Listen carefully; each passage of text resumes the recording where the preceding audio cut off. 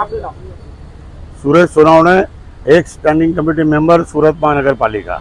સુરેશભાઈ, જણાવો કઈ રીતની ખાડી પરિસ્થિતિ જોવા મળે છે અને આને કેટલી તમે સુરત મહાનગરપાલિકામાં રજૂઆત કરી ચૂક્યા છો? સુરત મહાનગરપાલિકા જે કામગીરી પ્રી મોન્સૂન પહેલાંની હોય છે, આપ સૌએ જોઈ છે અને સુરતની જનતાએ જોઈ છે કે આ ખાલી કાગળ પરની પ્રક્રિયા છે. ગટાર સાફ કરવાનું કે આ ખાડી સાફ કરવાનું કે અન્ય પ્રકારની જે ફ્રોમ ડ્રેનેજ વોટર છે એ સાફ કરવાનું ખાલી કાગળ પરનું નાટક છે.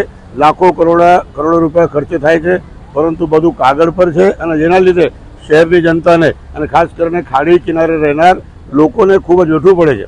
આ જુલાઈ મહિનાના 3-4 તારીખથી જે વરસાદ પડી અને 7મી તારીખે જોરદાર વરસાદના લીધે આજે આખું પ્રેમનગર, પૂરા ખાડી કિનારેના વિસ્તાર, મીઠી ખાડીથી લઈને છેક પંચનગર સુધી, અહીંયા બેસ્તાન સુધી પાણી જલમય થઈ ગયેલ.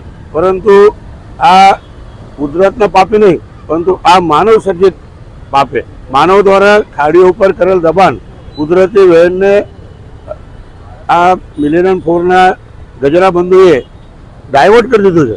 જ્યારે તમે કુદરતની વહેમને ડાયવર્ટ કરો તો કુદરતનો પ્રકોપ તમને ભોગશે ને એ ભોગવાનું કામ આ શહેરીજનોને, નિર્દોષ લોકોને ભોગવું પડે છે અને જેના લીધે 50 લોકો આ અતિવૃષ્ટિમાં ગુજરી ગયા છે. હજુ સુધી રાહત લોકો સુધી પહોંચી નથી. પ્રેમનગરમાં 1000 ઝૂંપડાઓ છે, 800 સુધી પહોંચે છે. દરગાહ છે, પ્રેમનગર છે, જે ઘણા બધી વસ્તીઓ છે. નામ લિસ્ટ આખું લિસ્ટ 1 કલાક લાગશે.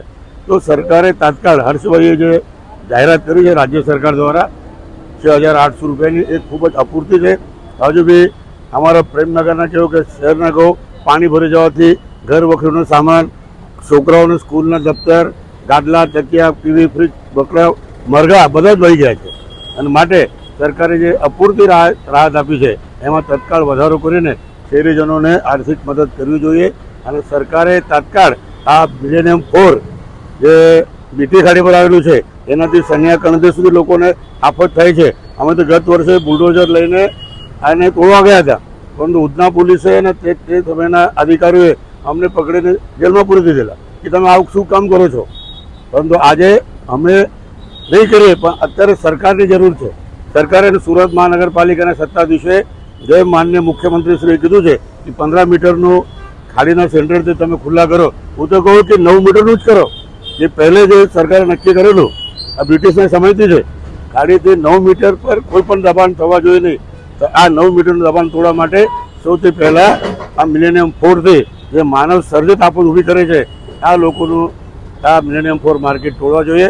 તો મને લાગે છે કે શહેરની જનતા અને ખાસ કરીને ખાડી વિસ્તારના લોકો આરામથી રાત્રે ઊંઘી શકશે.